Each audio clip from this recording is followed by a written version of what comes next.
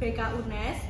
Sekarang aku lagi ada di BK 1 Banjarnegara. Tapi sebelum itu, pernah nggak sih kalian itu punya teman yang tiba-tiba tuh gampang bad mood, terus moodnya jelek, terus yang tadinya aktif parah, tiba-tiba dia jadi pendiam. Nah, kadang tuh kita mikir kan, kalau misalkan gangguan kesehatan mental itu baru parah di usia tahun 20-an. Tapi sebenarnya dari anak sampai remaja itu juga perlu dalam penanganan kesehatan mental. Nah, makanya hari ini tuh kita ngobrol bareng dengan salah satu orang yang sudah lama berpendidikan, berkecimpung di dunia pendidikan dan tentunya di dunia konseling. Beliau adalah salah satu guru di BK Diman 1 Banjarnegara, yaitu Ibu Yuni. Ya. Terima kasih Ibu udah mau menjadi narasumber pada podcast saya hari ini. Ya, sama-sama. Ya, mungkin bisa perkenalan dulu Ibu. Ya, terima kasih. Mohon maaf Mbak siapa tadi? Kaila. Mbak Kaila. Terima kasih Mbak Kaila telah memberikan berkenan main-main ke Man 1 ya, alumni Man 1 Iya. Ya, sebelumnya perkenalkan, nama saya Yuni Miftahul Hasanah, biasa dipanggil Bu Yuni. Saya sudah selama dari 2022 awal sampai sekarang sebagai guru bimbingan dan konseling. Awal saya mengajar di salah satu SMK di Kendal, kemudian pindah tugas di tahun 2025 ini di Man 1 baru saja.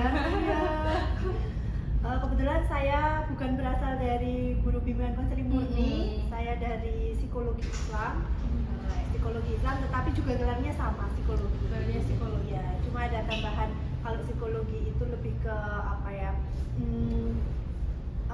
merujuk pada psikologi barat, tapi juga psikologi Islam juga sama, dari sumbernya dari Al-Quran dan hadis. Jadi sebenarnya sama.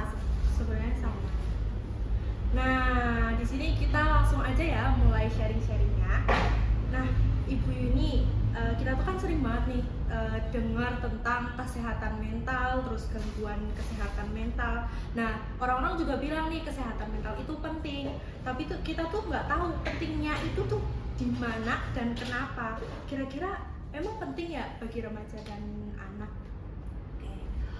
Kita sudah lebih aware ya dengan perkembangan teknologi ini. Pentingnya itu sangat penting karena kesehatan mental dan juga kesehatan fisik itu kan saling berpengaruh. Jadi ketika kamu merasa tidak baik-baik saja fisik kamu atau tidak sehat, itu akan berpengaruh pada kesehatan mental kamu gitu. Contohnya, kalau misalkan sakit perut itu kan karena mungkin gejalanya tidak nafsu makan, kemudian makan pedas gitu ya. Tapi kan hal yang utama itu apa sih gitu kan? Ketika anak ini nggak nafsu makan, jadinya kan sakit perut. Ya, kenapa kamu nggak nafsu makan gitu? Berarti kan ada permasalahan dalam dirinya. Oh, berarti ini mentalnya lagi nggak baik-baik aja nih. Nah, berarti kan ketika kamu tidak baik-baik aja mental kamu, ya akan berpengaruh kepada fisik gitu. Terutama pada anak-anak remaja atau pada anak gitu ya. Itu sangat penting karena akan berpengaruh pada pertumbuhan emosionalnya, akademisnya, kemudian sosialnya juga gitu. Selain itu juga anak-anak yang mempunyai mental yang baik, tentunya dia akan lebih percaya diri, kemudian lebih mudah beradaptasi, dan juga mereka akan lebih siap menerima tantangan baru dengan hal yang positif. Nah, tadi kan udah dijelasin nih kalau misalkan kesehatan mental itu penting. Tapi menurut pandangan Ibu Yuni sendiri, kesehatan mental itu yang kayak gimana sih? Ada nggak sih kriteria-kriteria itu sendiri? Jadi ciri-ciri gitu ya, ciri-cirinya. Ketika kita sebenarnya ciri-cirinya itu bisa dilihat dari tingkah laku ya. Ketika anak yang tadinya periang kemudian menjadi pendiam gitu kan, berarti wah ini berarti ada sesuatu nih, kenapa dia menjadi pendiam dan menarik diri gitu. Kemudian akan lebih agresif secara emosionalnya.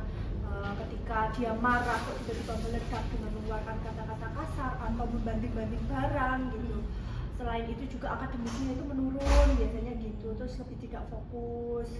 Kemudian juga pola makannya yang berlebihan atau tidak nafsu makan tadi. Kemudian pola tidur, biasanya kan anak remaja itu kan insomnia, overthinking gitu ya. Itu kan juga salah satu ciri-ciri ya. Sebenarnya ciri-ciri itu banyak kita melihatnya ya.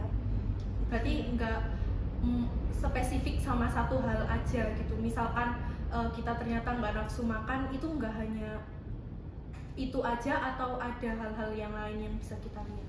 Ya tentu banyak hal-hal lain yang bisa kita lihat sih. Karena kan nafsu makan juga bukan berarti dari pikiran saja. Iya. Gitu. Jadi dari kita nggak selera sama masakannya, Iya, kita betul, nggak betul. suka gitu kan itu juga. Ya dari beberapa ciri-ciri itu kan juga selain dari nafsu makan kan dari pola tidur, fokusnya, menarik diri, terus keagresifan secara emosionalnya itu juga. Nah, kan sekarang nih bisa dilihat saya punya teman atau teman-teman sendiri juga punya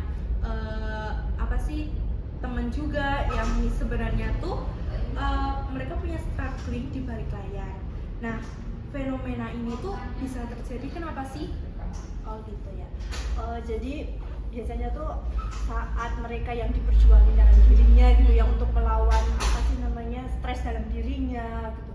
Yang pertama memang dari tuntutan sosial, tuntutan orang tua, tuntutan masyarakat, kemudian banyaknya tugas, apalagi di Iya. semester awal gitu ya, mau UAS dan lain sebagainya itu kan banyak tugas, terus ujian yang dihadapi gitu, terus kemudian juga sosial media sih, lebih ke sosial media. Jadi kita tuh lebih sering membanding-bandingkan diri kita ke apa yang ada di sosial media, Iya. di TikTok, di Instagram gitu ya.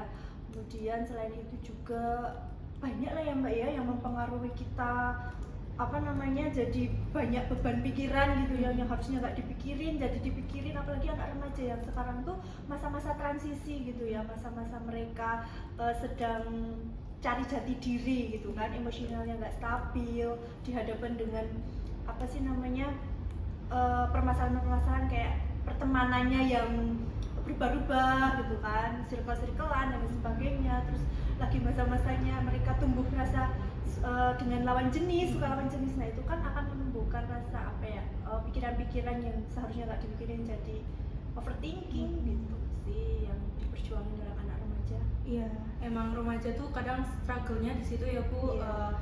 Banyak overthinking, mereka tuh emang hal-hal yang kecil aja mereka bisa dipikirin nanti dampaknya kayak gimana. Itu juga pasti kan berpengaruh ke pola makan dan kesehatan pribadi mereka ya. Nah, kalau misalkan punya teman nih yang punya tanda-tanda kayak gitu tuh sebaiknya apa sih yang kita lakuin? Tanda-tandanya ya, ini ya apa namanya, kita kan kalau kita itu teman kita ya tentunya kita merangkul dong, kita memberikan wadah, kamu butuh apa sih, kamu kenapa gitu. Biasanya kalau anak-anak yang sudah capek banget sama dirinya, kalau udah ditanya kenapa sih, pasti dia akan langsung menangis, Iya. akan bercerita. Tapi ada juga yang nggak apa-apa, bilang nggak apa-apa, tapi itu sebenarnya kita tuh semua manusia kan punya permasalahannya dalam Iya. dirinya ya, tapi kalau dia tidak menyadari permasalahannya itu adalah masalah besar sebenarnya gitu kan.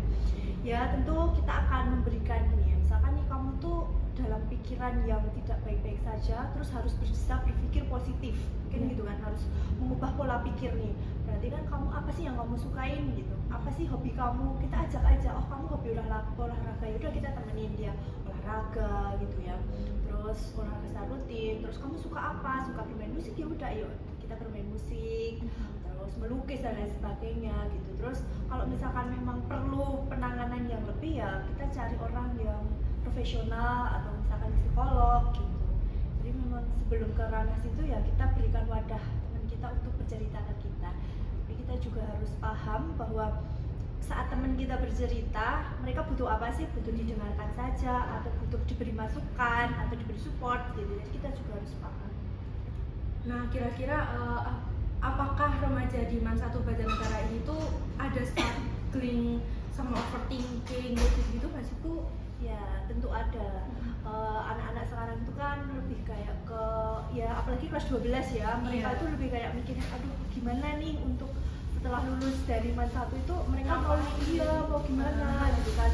Posisi kadang ada yang mikirin kasihan orang tua tapi saya pengen kuliah gitu kan. Terus ada lagi kayak yang saya pengen pilihan apa sih namanya, pemilihan jurusan gitu, mau universitas mana yang ditunjukin, dan kebanyakannya mereka lebih aku pengen yang apa sih namanya yang tinggi gitu loh, yang di universitas yang favorit gitu. Cuman mereka ada keraguan untuk kayak bisa nggak ya dengan nilai saya seperti itu, jadinya itu akan membuat mereka overthinking. Iya, overthinking. Terus yang dilakuin Bu Yuni sendiri sebagai guru BK di sini tuh untuk membantu teman-teman di Man 1 ini tuh buat nggak overthinking, buat mereka itu lebih aware sama kesehatan mentalnya itu gimana? Oh ya, pertama kan karena kebetulan kan banyak juga ya anak-anak ya di Iya. sini kan. Jadinya kan kita nggak bisa mendampingi kayak yang face to face gitu ya. Tentu kalau setiap saya masuk kelas tuh saya akan selalu memberikan motivasi ke anak. Jadi saya tuh pengennya kalian tuh nggak usah terlalu membanding-bandingkan orang lain dan tidak usah terlalu memikirkan yang belum tentu terjadi. Saya selalu memberikan motivasi seperti itu. Karena memang anak-anak zaman sekarang kan maksudnya yang di Diman 1 itu kan kayak gimana sih ke depannya, tapi kan belum tentu terjadi gitu loh. Jadi kan ketakutan itu atau hal-hal negatif itu kan karena dari pikiran kita. Bisa selalu memberikan motivasi sih dalam saat klasikal di kelas. Kalau ada kesempatan saya juga melakukan bimbingan secara kelompok gitu untuk gimana, ada kendala nggak, selalu pasti gitu kalau ditanyain ada kendala nggak, kabarnya gimana. Kalau mereka misalkan nih aku lagi nggak baik-baik aja, oh berarti kita perlu ini sharing gitu kan. Iya. Jadi mungkin bukan ke yang kayak mereka curhat habis itu kita ngasih motivasi, tapi kita juga membantu untuk mereka menemukan jalan mereka gitu ya Bu? Iya. Iya. Terus tadi kan juga sempat Ibu bilang bahwa setiap remaja itu harus fokus sama dirinya sendiri, karena yang kita lalui di depan itu belum tentu semenakutkan apa yang kita bayangkan gitu. Bener nggak sih Bu kayak gitu? Iya, benar sekali. Nah, terakhir nih Bu, kira-kira ada nggak sih pesan dan untuk anak-anak atau remaja setelah pembicaraan kita tadi? Nah, ya, pesannya sih ya, jangan lupa menjaga kondisi kesehatan mental kamu. Jadilah versi terbaik dari diri kamu, ekspresikan apa yang kamu pikirkan dan apa yang kamu rasakan. Ketika kamu merasa tidak baik-baik saja, carilah konsultasi ke psikolog atau orang yang lebih profesional. Itu tadi adalah sharing kita tentang pentingnya kesehatan mental pada remaja. Tapi aku juga mau sharing-sharing nih ke Ibu Yuni sendiri. Kira-kira dulu Ibu Yuni lulusan dari universitas mana? Dan kenapa sih Ibu Yuni sendiri itu milih untuk berkomitmen sebagai menjadi guru BK? Oh iya, saya kan tahun 2017 saya masuk kuliah.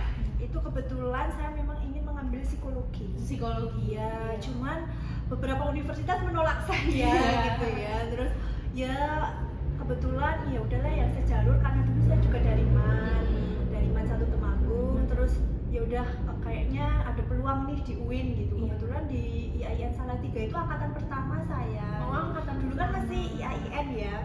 Terus Setelah itu angkatan pertama ada psikologi nih, tapi psikologi Islam. Nah, psikologi. Iya, setelah saya masuk mencari tahu nih apa sih maksudnya tuh psikologi Islam sama psikologi itu apa sih bedanya. Ternyata bedanya kalau psikologi umum itu sumbernya dari barat, tapi kalau psikologi Islam itu bukan hanya dari barat tetapi juga mempadu-padakan atau berkolaborasi dengan dari Al-Quran dan hadis juga gitu. berarti diselipin sama keagamaan gitu. Iya, pasti. Contohnya misalkan nih kalau hati kamu tuh lagi merasa kayak gak tenang, oh ternyata kamu kurang ini nih berzikir, kurang membaca Al-Quran. Gitu. Berarti kan nggak hanya kita melihat dari materi-materi tentang psikologi barat saja, tapi ternyata kalau misalnya kayak gitu juga bisa dari keagamaannya kita juga. Iya, benar sekali. Iya, terus dulu tuh alasan kenapa sih Ibu tuh tertarik sama dunia psikologi itu kenapa? Oh iya, karena ya maksudnya kan katanya kan gini ya, kalau kamu masuk ke psikologi berarti kamu itu kayak rawat jalan gitu ya mereka. Ya sebenarnya iya, karena apa? Karena kita akan membantu orang, ya kita akan membersamai orang dari keluar dari masalah itu, pasti kan kita harus sembuh terlebih dahulu dalam diri kita gitu. Jadi gitu sih, kayak aku sih pengen mengetahui sih aku tuh seperti apa gitu ya. Makanya itu sangat penting sih untuk kedepannya gitu Mas Satwa, karena memang ya itu kembali lagi kesehatan mental dan kesehatan fisik itu sangat saling berpengaruh gitu. Jadi walaupun kita makan makanan yang sehat, minum vitamin, tidur yang cukup, tapi kalau kesehatan mental kita gak baik-baik saja ya akan sangat berpengaruh ke tubuh kita gitu. Iya. Waktu itu saya juga dengar kalau sebelum kita ibaratnya mengkonseling atau membantu orang-orang yang lain dalam kesehatan mental, kita juga sebagai orang yang nantinya terjun dalam hal itu, kita juga harus bisa lebih berdamai dengan diri sendiri dengan materi-materi yang sudah kita pelajari gitu ya Bu. Sekali, Iya. Aku saya juga sempat nanyain kenapa sih ibu tuh lebih concern ke menjadi guru BK, padahal tadinya kan basicnya di psikologi Islam, terus tiba-tiba jadi guru BK gitu. Gitu ya. Oke. Dulu di psikologi itu kan ada 4 macam ya, kayak psikologi sosial, psikologi pendidikan, psikologi klinis, psikologi bio gitu. Nah kebetulan pas di semester 5 itu untuk mengambil skripsi itu harus memilih dari 4 itu mau fokus kemana gitu kan. Jadi kebetulan saya tuh mengambil psikologi sosial karena saya pikir di psikologi sosial itu kan lebih bisa ke rehab, bisa ke pendidikan, bisa ke rumah sakit juga gitu. Selain itu juga katanya skripsinya lebih mudah. Oh iya. Iya, Nyatanya lebih mudah atau enggak? sama saja ternyata ya. Terus habis itu kan saya lulus itu tahun 2021 akhir, itu sekitar bulan November. Kemudian karena mencari pekerjaan itu kan sekarang ini ya agak Susah. karena persaingannya Iya. sangat ketat gitu ya. Jadi saya tuh mencoba ikut pelatihan, pernah ikut pelatihan di Jawa Timur itu selama 1 bulan, dan itu beda dari jurusan saya. Saya ikut pelatihan itu pelatihan administrasi perkantoran. Saya pikir kan Udah injur banget deep ini, banget ini, terus ya nggak apa-apa lah untuk apa namanya, siapa tahu gitu kan dibutuhin gitu. Terus habis itu saya karena cari pekerjaan susah ya, yang saya pikir karena yang dekat dari rumah, yang bisa dilaju, yang untuk kedepannya walaupun saya nanti sudah tua masih bisa bekerja, itu di mana sih ya? Tentunya di pendidikan gitu kan. Walaupun nanti sampai 60 tahun, tapi kan kalau di apa namanya sekolah atau di pendidikan nggak terlalu berat ya. Jadi saya ya cari di sekolah-sekolah gitu, pikiran kan untuk ya udahlah kayak apa namanya 1 tahun 2 tahun gitu kan, batu loncat gitu ceritanya. Iya, tapi ternyata menikmati juga nih, ketemu banyak karakter siswa yang berbeda-beda dari latar belakang yang berbeda-beda. Ternyata mereka tuh adalah penyemangat saya setelah itu gitu. Awalnya memang berat ya, kayak ada shock kultur gitu loh, kayak aduh kok kayak gini ya. Gitu. Tadinya saya murid, karena kan pas saya lulus dan saya masuk ke SMK itu kan umur kita sama anak-anak kan nggak terlalu jauh ya, jadinya wah kok jadi kayak teman, jadi kayak gini ya. Tapi ternyata setelah itu asik juga ya, setelah dinikmatin gitu. Jadi ya kemarin setelah saya melewati selama 3 tahun, 2 tahun setengahan, kemudian ada pendaftaran kemarin CPNS ini di Kementerian Agama. Jadi saya ya udahlah dicoba aja gitu kan. 1 kali langsung ikut, alhamdulillah diterima, dan alhamdulillah ditempatin di satu Banjarnegara. Oh, itu tadi cerita singkat Ibu Yuni bisa jadi guru BK di sini ya Bu. Ya. Ya, sekarang aku ucapin terima kasih banyak buat Ibu Yuni udah mau sharing-sharing pengetahuan yang baru untuk saya dan untuk teman-teman juga yang menonton.